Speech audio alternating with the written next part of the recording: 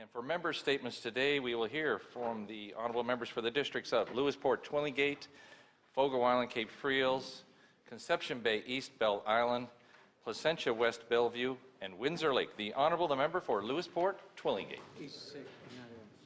I'm sorry. Yes.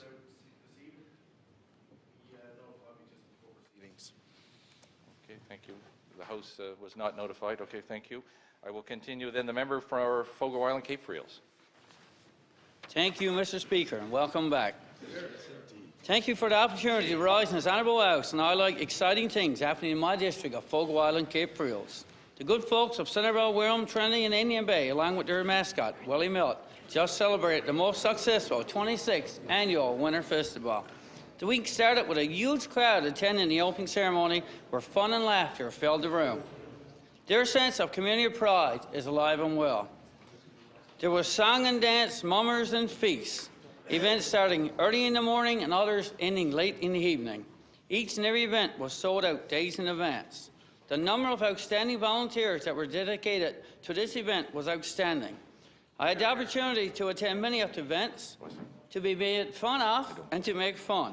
My mere words cannot express the magnitude of success of this annual event. You had to experience it and its people to get the true picture.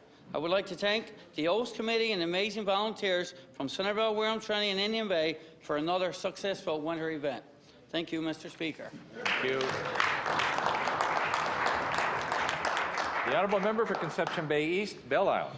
Thank you, Mr. Speaker. I stand today to acknowledge an organisation in my district that in less than 2 years of existence has had a major impact on both outlining the many noted attractive amenities the community of Portral Cove St. Phillips offers, along with modernising the business community into a professional, inclusive and focused entity. I speak of the Portral Cove St. Phillips Chamber of Commerce. In only a short period of time, they have developed a membership of over 60 businesses and organisations who see the value of working together to enhance our community socially and economically. These businesses and organisations range from farming to manufacturing and everything in between. They're focused to engage not only the business community, but all residents through roundtable discussions and presentations by experts in many fields, shows the true meaning of how business is an equal partner in the community.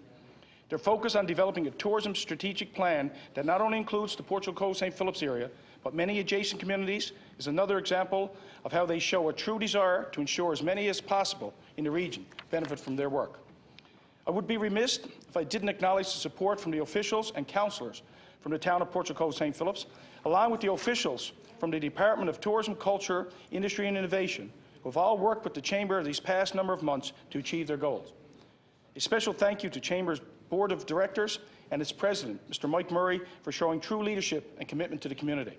I ask all members in this House to join me in wishing the Portral Cove St. Phillips Chamber of Commerce best wishes in the future. Thank you, Mr. Speaker. The honourable member for Placentia West-Bellevue. Mr. Speaker, I rise today to mark the passing of a pioneer of the fishery, a man of unparalleled passion who has been rightly hailed as a visionary in his field, Mr. Bruce Wareham. On January 4th, Bruce's battle with cancer came to an end, but his legacy lives on in Arnold's Cove and beyond. In the words of his own family, and I quote, "While his career brought him to many countries around the world, his greatest commitment remained to the town, plant and people of Arnold's Cove." Bruce often modestly attributed the success he experienced in life to the people of Arnold's Cove. This commitment was the driving force behind Bruce's decision in 2004 at the age of 61 to form the Icewater Group of Companies. Bruce's hard work, determination and vision not only kept a ground fish processing plant open in Arnold's Cove, but built it into a successful operation with a worldwide reputation for quality. Bruce remained passionate and optimistic about the future of the fishing industry in Newfoundland and Labrador until his passing, and will be remembered as a man of his word and a true gentleman, end quote. Mr. Speaker, I can say no more or no better than those who loved and cherished him most. I ask all honourable members of this honourable House to join me in extending our condolences to his wife Hilda of 50 years, his sons Alberto and Ken, and all members of their family on their personal loss. And on behalf of the people of Arnold's Cove, I say thank you, Bruce, and Godspeed.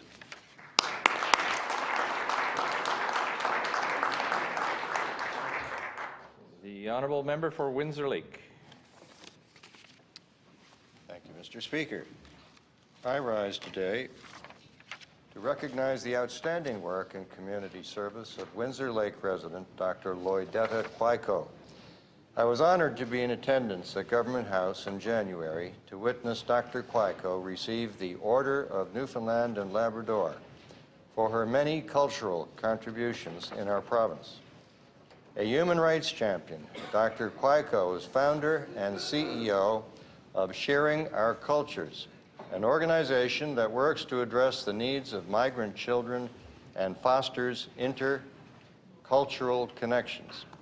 Dr. Quaico's work beyond the organization includes work with the African Canadian Association of Newfoundland and Labrador and the Multicultural Women's Organization. In 2013, she was awarded the Queen Elizabeth Diamond Jubilee Medal for promoting multicultural and intercultural relations. Mr. Speaker, I ask all honorable members to join me in congratulating Dr. Loydetta Quaico on receiving the Order of Newfoundland and Labrador and for her significant cultural contributions and community service.